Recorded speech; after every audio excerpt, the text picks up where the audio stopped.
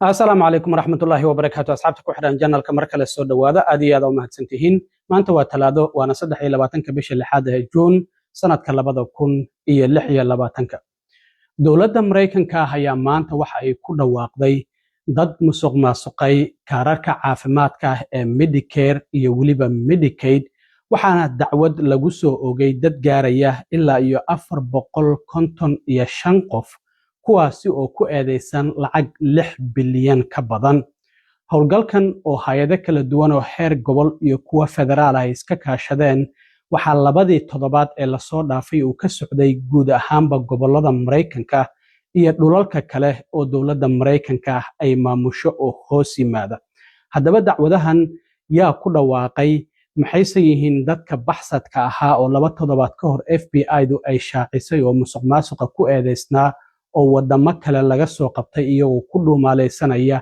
haddana kuwa kale lagu dhawaaqay in lagu daba joogo lana shaaciyey wadamada loo malaynayo in ay ku dhuumaaleysanayaan arrintaasina sidoo kale waan idinla wadaagayaa maanta ayaa wasaaradda cadaaladda Mareykanka ee caasimadda Washington DC waxaa shir jaraa'id ku qabtay ninka xilka wasiirka cadaaladda sida ku meel gaarka u sii haya Todd Blanche wasiirka caafimaadka dowladda Mareykanka Robert F Kennedy taliyaha FBI-da Kash Patel dacwad ogayaal federaal ah iyo waliba ninka madaxda ka ah Medicare iyo Medicaid Dr. Mehmet Oz waxa mas'uuliyiintan ay ku dhawaaqeen baaritaan labadii toddobaad ee la soo dhaafay dowladda federaalka iyo gobolada Mareykanka iyo waliba dhulalka Mareykanku uu maamulo oo hoos yimaado laga sameynayay laguna daba joogay dadka musuq maasuqay kaararka caafimaadka ee dowladda Mareykanka ay bixiso ee Medicare iyo waliba Medicaid markii hore Minnesota oo kaliya ayay ku koobneed Soomaalida ayaa waxaday ayaa la dhahayay laakiin hadda guud ahaan gobolada ayaa laga sameeyay baaritaankan dadkana lagu soo qabtay kusimaha wasiirka cadaaladda Mareykanka oo hadda Trump laga yaabo inuu u magacaabo si ku joogto ah uu u magacaabo Todd Blanche ninka la yiraahdo ayaa shirkan jaraa'id ka mid ahaa mas'uuliyiinta wasaaradda cadaaladda ku qabtay waxaana uu sheegay in dadaalkan dowladda federaalka ah iyo waliba gobolada Mareykanku ay iska kaashadeen isla markaana waxa uu sheegay in lagu la dagaalamayay musuq maasuqa dhinaca caafimaadka tiradii ugu badnayd ayaana lagu soo ogay dacwado waxa uu sheegay in kooxda baaritaankan sameynaysa ay ku daba joogeen dadka canshuur bixiyaasha Mareykanka barnaamijyada loogu talagalay xadayay taasi oo dadka nugul ee Mareykanka loogu talagalay isla markaana lacagahaasi ka qaadanayay waxa uu sheegay in ilaa iyo 9 guddi oo kala duwan oo loogu talagalay la dagaalanka musuq maasuqa dhinaca caafimaadka in ay ka qayb qaateen dadaalkan waxaana sidoo kale ka mid ahaa 57 xeer ilaaliyaal federaal ah waxaa sidoo kale ka mid ahaa 41 xeer ilaaliyaasha guud ee gobolada Mareykanka waliba kuwa Republicana iyo kuwa dimuqraadiya isugu jiray waxaana uu sheegay in dhammaantoodba ay baaritaankan ay qayb ka ahaayeen waxa uu sheegay in dowladdu ay wado dadaalkan ay kula dagaalamayso musuq maasuqa waxaana uu sheegay ma ahan wasaaradda cadaaladda iyo wasaaradda caafimaadka laakiin heer gobol iyo heer dowlado hoose xitaa musuq baaritaankan qayb ayay ka ahaayeen waxaana uu sheegay in maanta ay ku dhawaaqayaan in dacwado heer federaal iyo kuwa gobol lagu soo oogayo ilaa iyo muddadii labadii toddobaad ee la soo dhaafay ama 14 maalmood ee la soo dhaafay baaritaankan guud ahaanba wadanka laga waday oo heer gobol iyo waliba heer federaalba la iska kaashanay haddaba waa kan kusimaha wasiirka cadaaladda oo arrintaasi faahfaahinay Today we are here to announce the results of the 2026 National Healthcare Fraud Takedown. This announcement marks the greatest combined federal and state effort in combating healthcare fraud in history. This team is working tirelessly to take down fraudsters who steal from taxpayer-funded programs and prey on vulnerable Americans. When we talk about the team that's working on these cases, I want to give some context around that. There are 9 healthcare fraud strike forces that have been part of this effort. 57 U.S. attorneys' offices, 41 state attorney general's offices, not red states, not blue states, but both working together with the federal government. Multiple law enforcement agencies, including inspector generals some of the agencies that are here with me on this stage. That's what we talk about when we say this is an all-government approach to combating fraud. It's not just the Department of Justice. It's not just HHS. It's all government, including working with our state and local partners.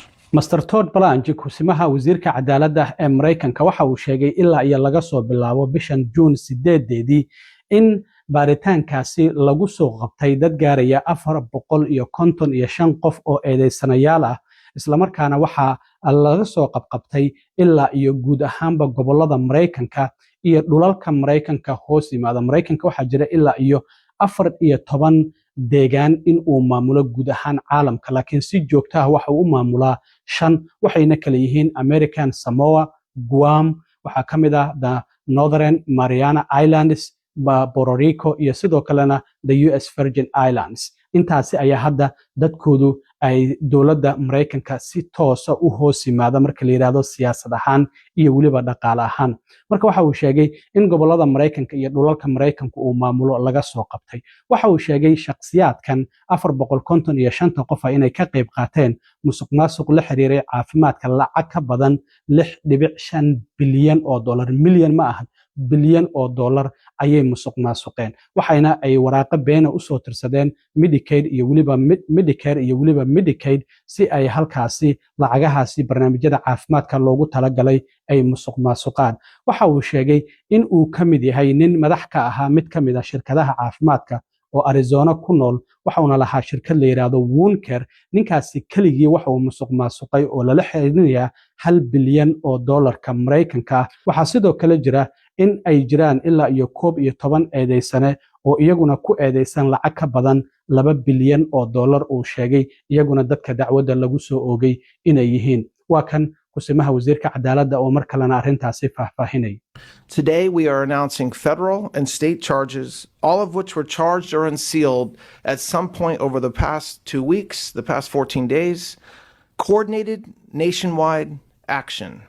Since June 8th, we've charged 455 defendants across 56, like I said a minute ago, U.S. attorney's offices, and 45 U.S. states and territories. As alleged in the various indictments, these individuals participated in healthcare fraud schemes involving over $6.5 billion in false claims submitted to Medicare, Medicaid, and other healthcare programs. But here are a few points that stand out. In one indictment, we're bringing charges against a corporate executive in Arizona in connection to over a $1 billion fraud involving unnecessary wound grafts. This alleged scheme costs Medicare over $1 million per patient. In total, our indictment charges 11 defendants for over $2 billion in fraudulent claims in connection to alleged wound care schemes. sidoo kale kusimaha wasiirka caafimaadka Todd Blanche waxa uu sheegay lacagahan dadku ay xadeen maxay ku qarash gareeyeen. shakhsiyaadkan waxa uu sheegay lacagtii canshuur bixiyaasha oo ay xadeen oo malaayiin dollar ahayd in ay ka bixiyeen guryo malaayiin dollar ah in ay ku iibsadeen. waxay sidoo kale ku iibsadeen gawaari oo raaxo waxaana kamid ahaa gaari la yiraahdo Maserati oo $135,000 ay ka bixiyeen. waxa kamid ahaa waxyaabaha la isku qurxiyo ee jewelry-ga oo mid kamid ah uu katiinad ku iibsaday $865,000. waxa sidoo kale la yaab lahayd in hotel ku yaala xeeb ku taala Philippines 4.6 milyan oo dollar ay ku dhisayeen. marka waxa uu yiri lacagtan inteeda badan dib ayaan u soo celinay lacagtii bangiyada ugu jirtay kuwa gawaarida raaxada ay ku gateen sidoo kalena jewelry-gii la isku qurxinayay. waxaana uu sheegay sidoo kale in dadkan musuqmaasuqa sameeyay cadaaladda lala tiigsan doono. marka waxa uu xaqiijiyay dadaalkan labadii toddobaad ee la soo dhaafay la waday in lacago fara badan dhinaca dawladda dib loogu soo celiyay oo dadkaasi lacagihii gawaarida ama guryaha ama sidoo kalena bangi accountiyadooda loogu tagay. waxa uu sidoo kale sheegay dhinaca gobolada ku yaala galbeedka Mareykanka in guddi gaar ah loo sameeyay oo musuqmaasuqa la dagaalama. waxa uu sidoo kale sheegay in la kordhiyay dacwadoogayaasha federaalka ah ama xeer ilaaliyaasha dhinaca gobolada galbeedka Mareykanka ku yaala waxana uu sheegay in eedeysanayaal kale oo gaaraya 295 oo Medicare ka musuqmaasuqay 518 milyan oo dollar in hadda iyagana dacwado lagu soo oogi doono waa kan mar kale kusimaha wasiirka cadaaladda oo arrintaasi faahfaahinay. The indictment also alleges that these individuals then used the taxpayer money to bankroll multi-million-dollar homes, luxury vehicles like a $135,000 Maserati, jewelry like an $865,000 Bulgari necklace, and to top it all off, to fund the construction of a $4.6 million hotel at a beach resort in the Philippines. We're taking back the money, the luxury cars, the jewelry, and these alleged fraudsters will face justice. The coordinated actions of the past 2 weeks have resulted in over $182 million in cash and other assets seized, making clear our healthcare fraud enforcement efforts generate a significant return on investment for our taxpayers. In terms of Medicaid fraud, we're able to announce today the creation of the West Coast Strike Force and the deployment of additional prosecutors, allowing us to bring charges against a record-setting 295 defendants. Our indictments allege over $518 million in Medicaid fraud between these individual defendants. dhinaca kale shirka jaraa'id waxaa qayb ka ahaa taliyaha FBI-da Mareykanka Kash Patel. Kash Patel waxa uu faahfaahiyay in 2 toddobaad ka hor ay jireen liiska dad musuqmaasuq ku eedeysan oo baxsada oo Mareykanka ka baxsada oo 8 qof oo 4 bishan lagu dhawaaqay. Waxa uu xaqiijiyay liiskaasi dadkii ku jiray qaarkood inay soo dhiibeen waxa kamid ah Saciid Cabdullaahi Ereg oo Soomaali ahaa oo 10kii bishan dowladda Mareykanka isku soo dhiibay. Waxa uu xaqiijiyay marka in maadaama dowladda Mareykanku ay arrintan ay ku taageertay wasaaradda cadaaladda iyo waliba aqalka cad waxa uu sheegay in ay jiraan koox FBI-du ay leedahay oo la yiraahdo Foreign Transfer Custodies oo FTAX loo soo gaabiyo oo ah dadka Mareykanka baxsadka ka ah wadamada kale ee Mareykanka inay dad isu soo dhiibaan ay ka dhaxayso inay isku soo dhiibaan. waxa uu sheegay in 4 qof oo baxsada 4 qaaradood oo kala duwan 24 saac gudahooda ay FBI-du ay ka soo qabatay. waxa kamid ah nin Turkiga laga soo qabtay oo la yiraahdo Ibrahim Qalduun Hilmi. ninkan waxa uu ku eedeysnaa 3.7 bilyan oo dollar oo Medicare uu ka musuqmaasuqay. waa ninkan sawirkiisu uu idin muuqdo oo feeraha weyn. ninkan dowladda Turkiga ayaa gacan ka siisay in gacanta lagu soo dhigo dowladda Mareykanka ayaana dib loogu soo celiyay. waxaa sidoo kale jira nin kale oo magaciisa la yiraahdo Herbert Leon Campbell oo muwaadin Mareykan ah isla markaana ku eedeysnaa 1.2 bilyan oo dollar inuu musuqmaasuqay in wadanka Philippines laga soo qabtay. ninkan sanadkii 2019 ayaa dacwado federaal ah dambigooda uu qirtay waxaana lagu waday bishii Agost ee sanadkii 2024 in la xukumo waa uu baxsaday iyadoo sidoo kalena loo jaray warranty federaal ah isla markaana lagu daba jiray hadda wadanka Philippines ayaa isagana ninkaasi laga soo qabtay. waa kan mar kale taliyaha FBI-da oo sheegay in musuqmaasuq aan loo dul qaadanaynin dadka xadaya lacagaha canshuur bixiyaasha Mareykanka loogu talagalayna maalmahooda ay tirsan yihiin meel kasta oo ay joogaan caalamka ay ka soo qabanayaan. I just want to go over a couple of things. One such individual, the FBI is responsible for what we call foreign transfer of custodies, FTOCs. Last week, the FBI executed 4 FTOCs on 4 separate continents in 24 hours. We did this because we had the backing of the White House and the U.S. government and the Department of Justice to go out and apprehend criminals wherever they are. One such individual related to fraud was apprehended in Turkey thanks to the relationships and partnerships between Ambassador Tom Barrack and the Turkish government. Mr. Hilmi was arrested after perpetrating a multi-billion-dollar fraud in Turkey, apprehended and transferred back to the United States of America while he faced prosecution. I also want to highlight the Vice President's brilliant idea to put together a most wanted fraudsters list. The FBI has always had our top 10 most wanted fugitive list. But in 2 weeks ago, I think we were all in Ohio where we announced our most wanted fraudsters list. And in just the last 2 weeks, thanks to the help of the American people and the world, we have apprehended 2 of the most wanted fraudsters already. One of those individuals, Herbert Leon Kimball, was apprehended in the Philippines. He's an American citizen. He had been bilking, allegedly, the system against Medicaid for billions of dollars since 2014, $1.2 billion in telemedicine specifically alone. That individual was apprehended in the Philippines and transported back to the United States of America, where he will now face justice.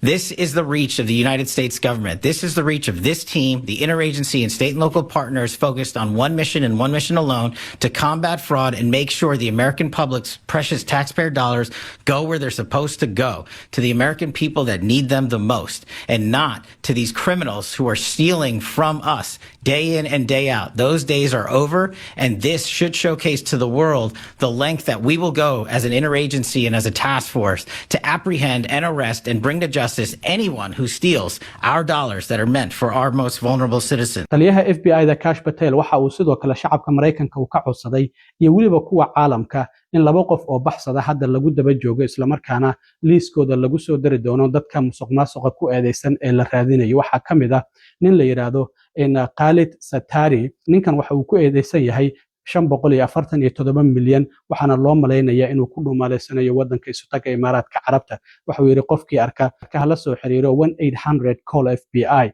taliyaha FBI-da Kash Patel waxa uu sidoo kale sheegay qofka labaad inuu yahay haweeney la yiraahdo magaceeda Emily Tai, oo loo maleynayo iyaduna inay ku dhuumaaleysanayso wadanka Vietnam, isla markaana dadka liiska ku eedeysan musuqmaasuqa oo baxsadka ah inay ka mid tahay.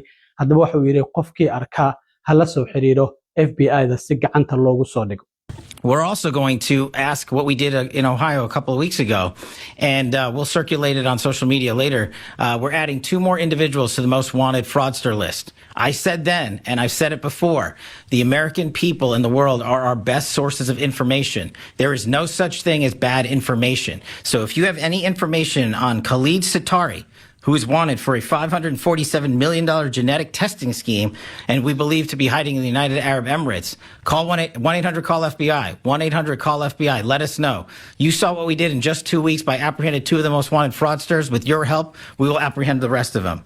The last one is Emily Tai, who's previously on an ankle monitor and fled, we believe, to Vietnam. So if the American public or anyone in the world has information on Emily Tai, please call 1-800-CALL-FBI. We need your information. We need your help. And you have now seen what we can collectively do as an interagency under the Attorney General's brilliant leadership and the prioritization at the White House, that fraud will not be tolerated, that fraud perpetrators will be apprehended not just across the United States of America, but from the 4 corners of the world. So we plead with you to give us any and all information that you have. هذه هذا ما سنتين أصحاب تنتهي المركلة كل مدونه.